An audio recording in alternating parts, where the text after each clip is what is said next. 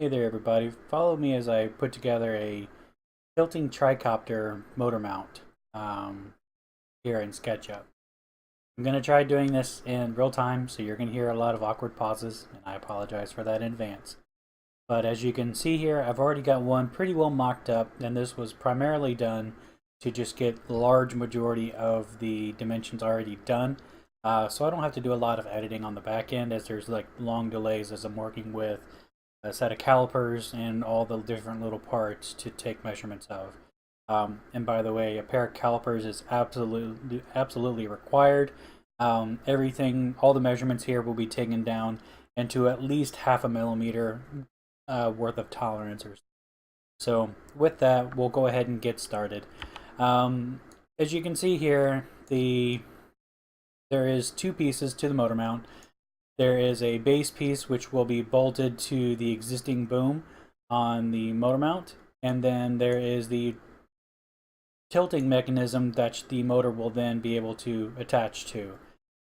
This was designed with the idea in mind of using a 35 millimeter long M3 screw and hopefully trying to provide enough clearance between the top of the servo and the bottom of the props.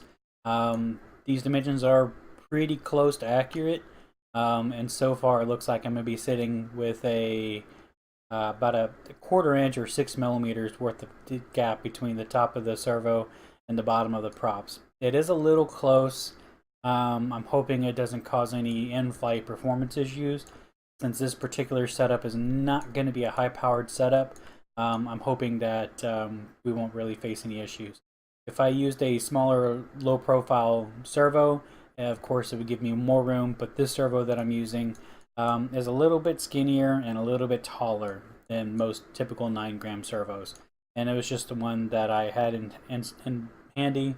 So as you go through this, you'll design this for whatever servo that you're using, and maybe with any luck you'll have a little more clearance than what this current design allows. So first part that we're probably going to start on here will be this piece, the smaller piece. It's the easiest to just get knocked out as far as all the geometry and the holes for it. The base piece tends to have a little more tighter tolerances for getting things correct. So let's go ahead and start here. First things that I want to point out here about SketchUp is there's a line tool which is reflected by this pencil icon. You'll sometimes see me use a square tool, which is this icon here with the cursor. There's a little rectangular square next to the pencil. You'll see a push-pull tool, and I will use this a lot to help bring three dimensions to whatever object that I'm working with. And then I also have an erase tool, so I can go in and erase lines that I no longer need because they were used temporarily. Other tools that I use is the rotation tool, so that I can be able to pan around a full 360 degrees in 3D space to see every single side of this thing. And then I use a panning tool so that I can also just pan back and forth and around as the case may be. I think potentially the last other tool you'll see me use regularly in this situation is going to be the protractor tool, which starts off looking like this. And this will allow me to help dial in some angles. I don't know if I'll be using it or not, but we will find out if it comes into play. And actually we will be using it, especially around getting these holes laid out. So I'm going to go ahead and create a line off the origin. Origin, of course, is where the 3 axes start in SketchUp. And I'm going to come out probably somewhere in the neighborhood of about 150 millimeters on the red axis, which is going to be the X axis. This is just going to give me a good starting place, basically an offset origin for the new part that I'm going to create. One thing I wanted to point out is down here in the bottom is I'm making my drawings, and however long or however far I'm pushing or pulling things, you can see in millimeters how far those things are down here as they're happening. So if you ever have a question about whatever measurement that I use, try to pause the video and take a glance down there as I'm doing it. So first dimensions that I would need to know is how long is this piece here, and right now it looks like it's right at 35 millimeters, so that's great. and it looks like it is 22 millimeters wide. So let's create a square that is going to be 22 millimeters wide by 35 millimeters long. Boom. So that just gives us the just rough layout of this shape here. From doing the exercise earlier, and we can just measure it here, we can see that this edge here is 8 millimeters deep, and if we come over here, that edge is also 8 millimeters deep. So we can tell that these two ears on the left and right side are going to be 8 millimeters deep, and then we need to find out how tall this platform is here, and it is 6 millimeters. So let's go ahead and use the push-pull tool, and again, this is the tool that brings 3D space or shape to an object, and we're going to make this 6 millimeters tall, and then we're going to come in from both the long edges. We're going to come in 8 millimeters on the green axis. In this case, that's going to be the z-axis. We're going to go in 8 millimeters, and we're going to just draw off this chunk here, and then we're going to do the same thing coming from the other direction, 8 millimeters. And we'll go ahead and draw that off. We'll get rid of that line.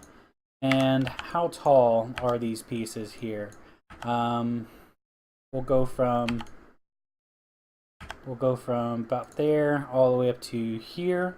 So that looks like that is right at 10 millimeters, which should be good.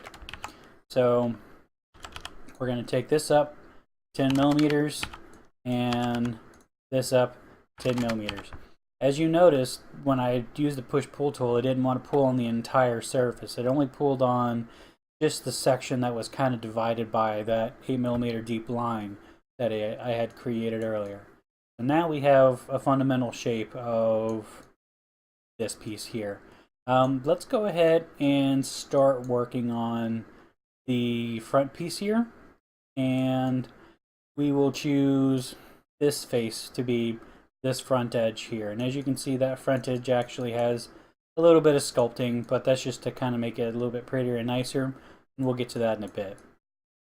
So first thing we need to know is that if we take this line, measure it across, and I just drew this line coming straight across here because we were measuring the height from the lowest point here to the 6 millimeter deep motor base here. So I'm having to draw this apart, and I could have just as easily done it from this side. So let's go ahead and do that just for good measure. I'm going to use Control-Z to undo those lines. What I need to know is from the base here, how far up do I need to come for this center hole? And it looks like it's a 5.5 millimeter spacing. So we're going to swing around, and we're going to hit escape to cancel that line that we had started earlier. And starting from the base of the saddle here, we're going to come up 5.5 millimeters, and then we're going to draw a circle using the C button. Will then create circles. I don't think I quite covered that earlier, but this will draw a circle for you. And so there we have the circle. And this is going to be the circle for the rounded edge, so all this wasted stuff will eventually go away. But we also need to get the bolt hole size as well. Since these are M3 screws, they have a 3 millimeter diameter. I like to go in just a little bit bigger than that for variance sake. So I will go in at 1.6 millimeter radius, which will create a 3.2 millimeter diameter hole. So I'll go ahead and remove some of these excess lines that I don't need at the moment. We'll take that, push it all the way through, and we know that that was 8 millimeters deep, so that when I told it 8 millimeters deep, if we glance through there, we can see now it's a hole through the object. So we're looking back here at the layout here, and we're just kind of getting a feel for where to draw things. Looks like there's a angled arm that comes off that circle that was created. Imagine the circle was, about here in this situation. So it looks like it's coming from the midpoint and then coming out to the edge. So with that, we're actually gonna cheat a little bit here. When you put your pencil tool here on the side of a circle, just long enough for the little endpoint or whatever kind of prompt comes up. You hold it there just long enough, and then the cursor will automatically want to snap to center when you start getting close to it, and that just makes it convenient. And it even tells you that that's center.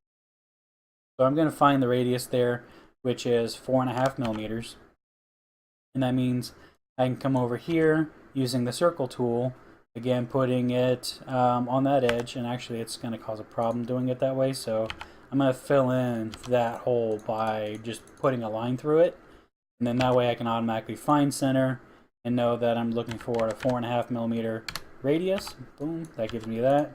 Take that out and clean that up a bit, and wow, we have some issues with that rendering. That's not cool. So we will take all that away and we will redo it in a little bit. Really does not like drawing on that surface. What is up with that?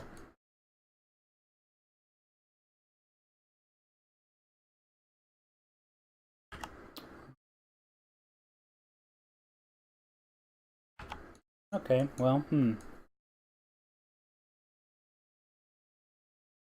Oh, okay, we can get away with this as we're kind of started as it was.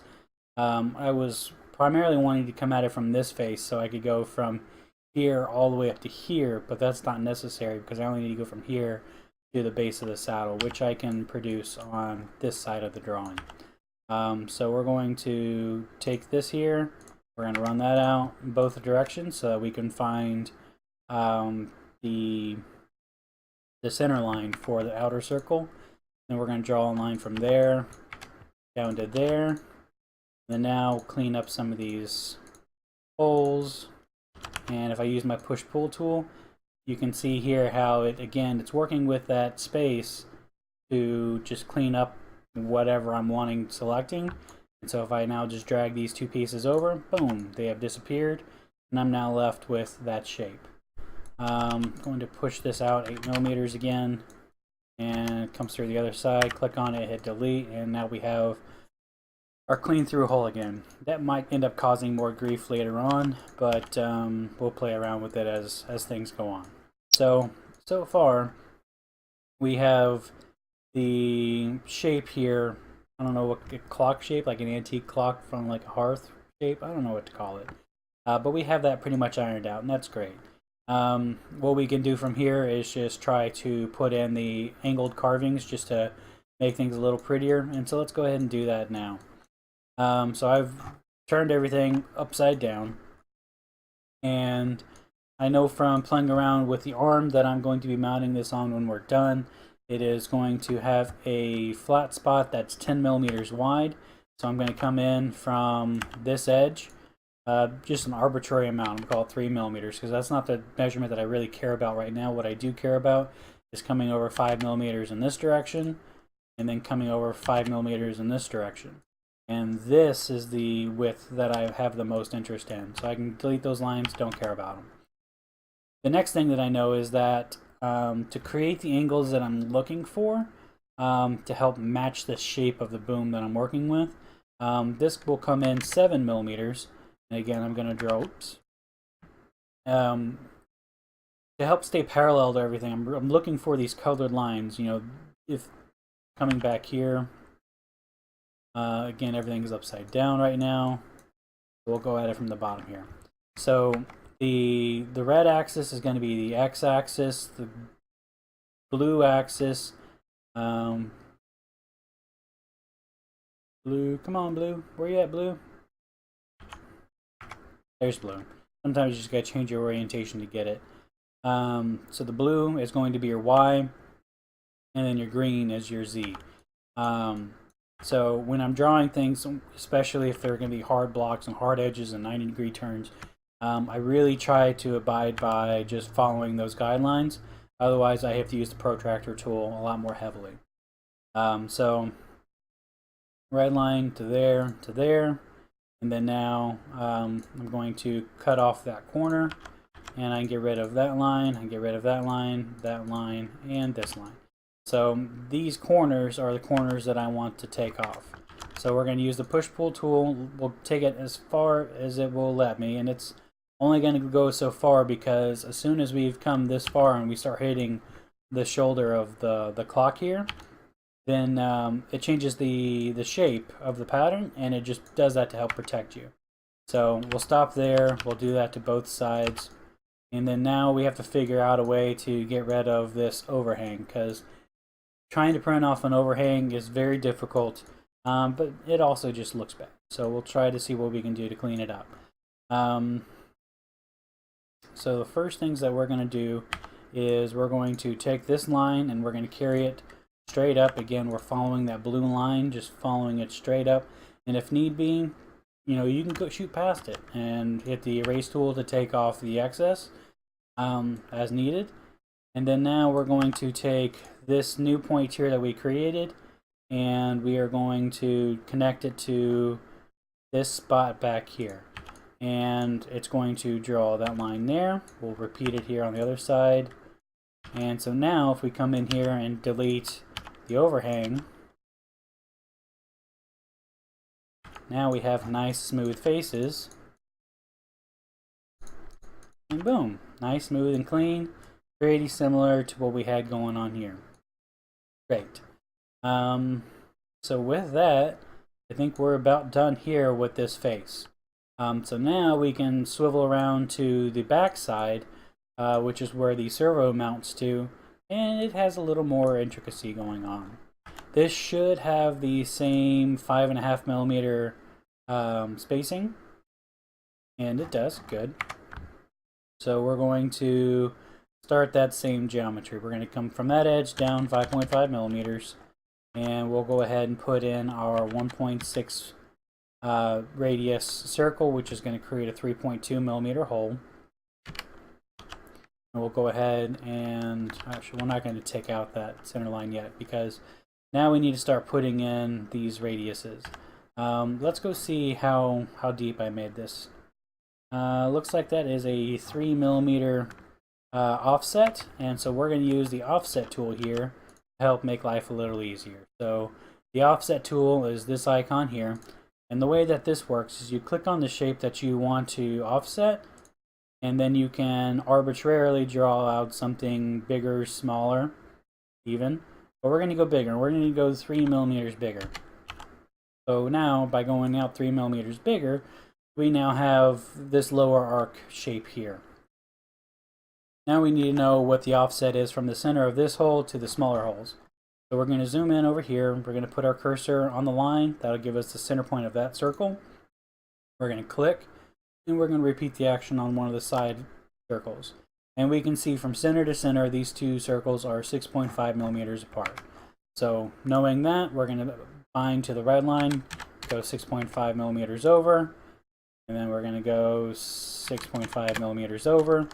And with these holes, these are going to have to be smaller holes than 3mm because they use smaller screws to help secure the servo horn from the servo to this material. So we're going to go in at 0.95.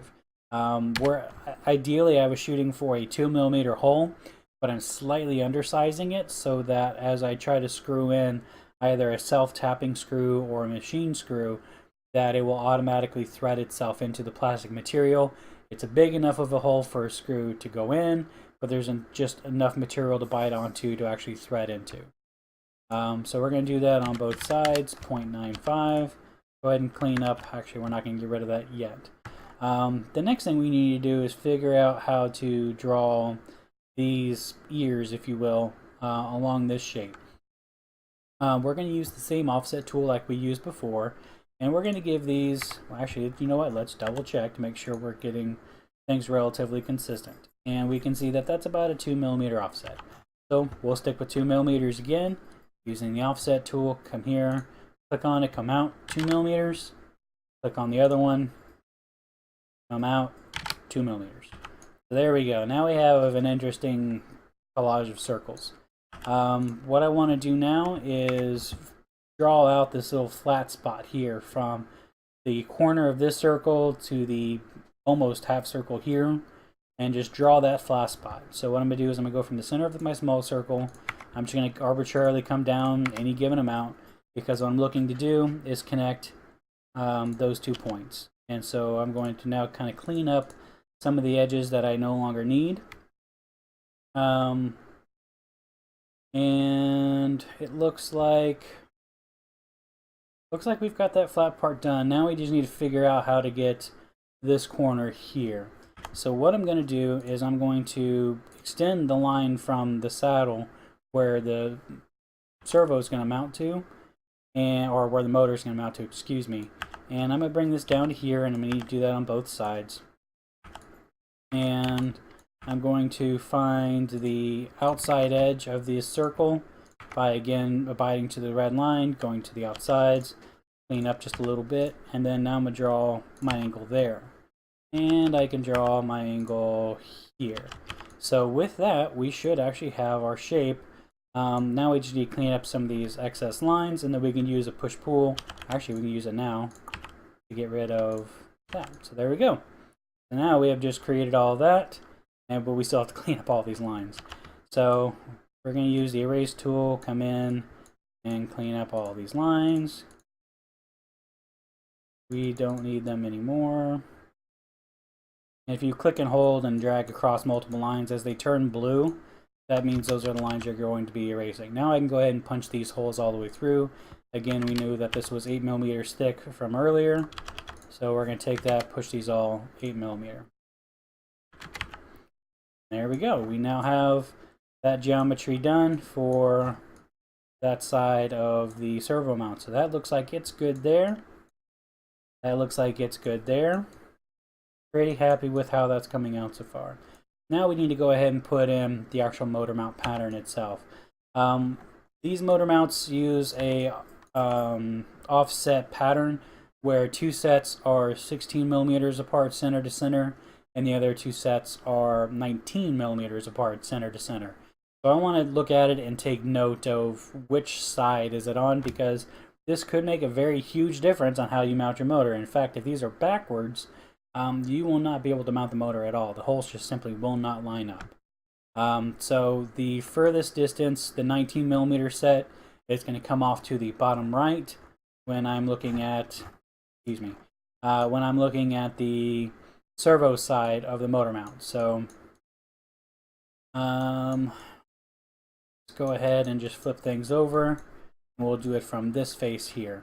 So I'm going to take it from the center of this line here, which is snapped to by a midpoint, and we're going to go up there, and then now we can find the center point here. We're going to go ahead and draw a 45-degree temporary line from that perpendicular line that we just created, and this will give us the 45-degree spread from perpendicular for the mounting locations for the holes. And as remembered, going off to the bottom right will be the 19mm set, and then going off to the bottom left will be the 16mm set. So from this point here, I'm going to come down 8.5mm, and then from there I'm going to go up 8.5mm, and I can confirm that that should be 19. Nope, it is 17. I did something wrong. So we're going to come out this way 9.5mm, and we're going to go back up this way 9.5mm. So now if we double check our math, 19mm is what we're looking for. So now we're going to go out 8mm, we're going to go out 8mm, double check our math, and 16mm, which is what we're looking for. So using the circle tool, we will go ahead and draw 1.6mm holes for the mounting screws. These are going to be for 3mm screws on a 22mm size motor.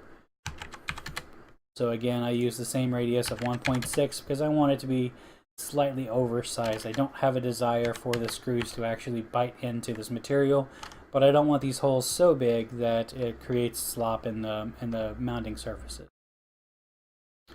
Alright, so now we're going to go ahead and draw in the center circle. This center circle on many motors, there is a C-clip or a grub screw or some variation of trying to hold in the motor together. That's a relatively large pattern. On Sunny Sky motors, it is a 8mm hole. I like to go just slightly bigger than that to 8.5mm. So to do that, that creates a radius of 4.25. So 4.25 radius, we now have that. We can go in and clean up some of these excess lines now that we no longer need. And apparently we are messing up things, but that's okay. SketchUp is sometimes a little wonky. You have to have some patience and play with it. I can already tell from looking at this from experience, I can tell from this circle and this circle being darker. If I try the push-pull, oh, you know what, this time it decides to work. Typically I look for these thin lines to know that things will work correctly. The thicker lines for some reason means that I can expect that it's for some reason it won't. In this situation it's wanting to work, so we're going to run with it. And actually there is the problem, because now it will let me come up, but it won't let me go below the surface. So for one reason or another, oh, that's interesting.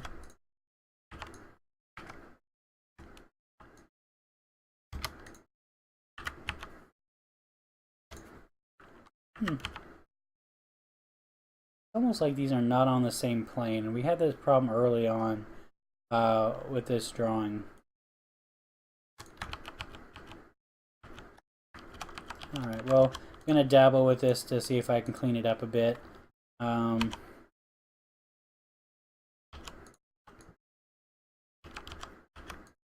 well, that works. Sometimes instead of having to push all the way directly through, set them out 6 millimeters, because we know that the saddle here was 6 millimeters thick. You can arbitrarily just go a certain amount. If you put your cursor onto a line that you want it to join on, and since we want it to join on the base of the saddle here, it'll automatically snap to that, click, and it completes the hole for me. So we'll do the same thing for that hole, do the same thing for this hole, and this one. And then, so those are all looking great. This one I expect to be a problem, and it is. So what we're going to do is we're going to find the center of it with the pencil line, or the pencil tool, their center. I'm going to draw the radius, delete the circle, and we'll come back and just redraw the circle again. And more times than not, that'll instantly fix that little bit of geometry problem that SketchUp was creating. So now, let's just double check our geometry here. Looks like we have our 19 millimeter hole pattern is off to the bottom right and top left, and then our 16 millimeter pattern is off to the bottom left and top right, which is what we expect for the layout. We have the 35 millimeter long mount for the motor, so that we can take a 35 millimeter long screw coming in from this direction, run it through a saddle on the base piece, and then come through the other ear on the other side to hold it all together.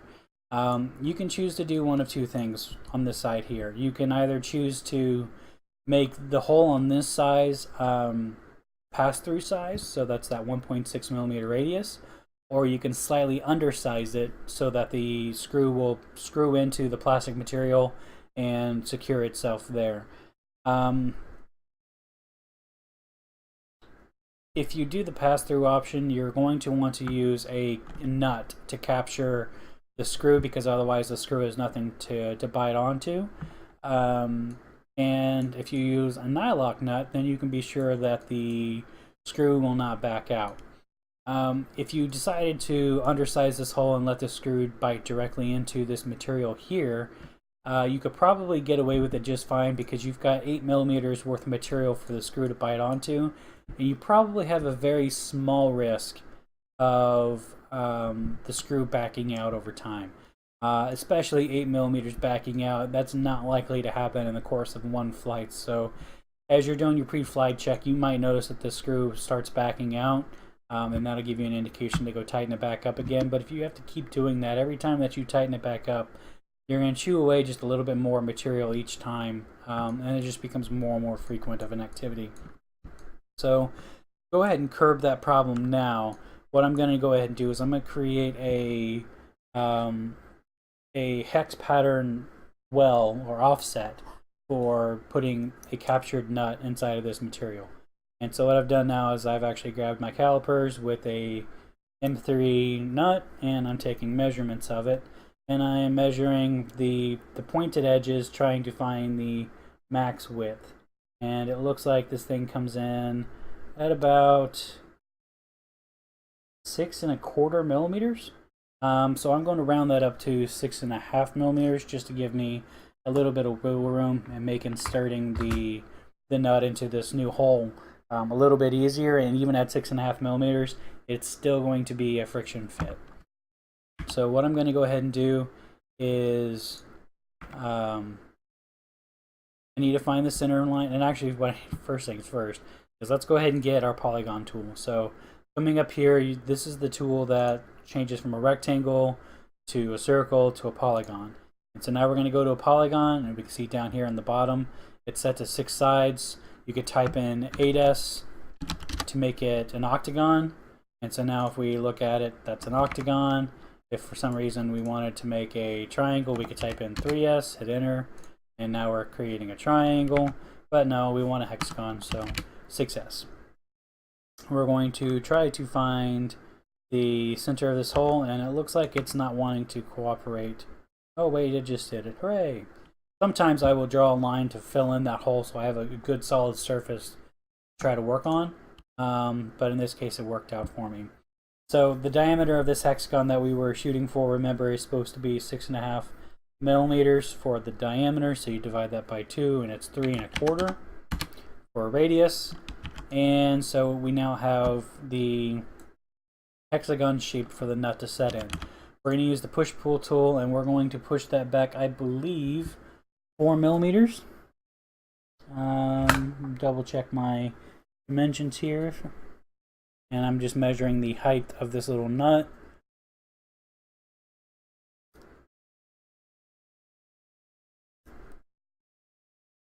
And that comes in at actually 3.88 millimeters. So I'm going to round that up to 4, and I'm actually going to round that up even a little bit further just to have some wiggle room. And I'm going to sink this hole all the way down to 4½ millimeters. So this hole is now roughly just touched a little bit over halfway deep of however deep this ear is. And so when this prints off, this will print just fine on the 3D printer. And so when it comes out, I will have this little hexagon shaped well for me to take an M3 nut, push it down into this material, and then when I go to run the 35 millimeter long screw through here, it will come through this pass-through size hole, again 1.6 millimeter radius, and it will want to bite into the nylock screw, and it will come out to just about flush to the edge here because again we've measured this to be 35 millimeters long. The head of the screw will protrude on this side, and it should come out right at flush here. So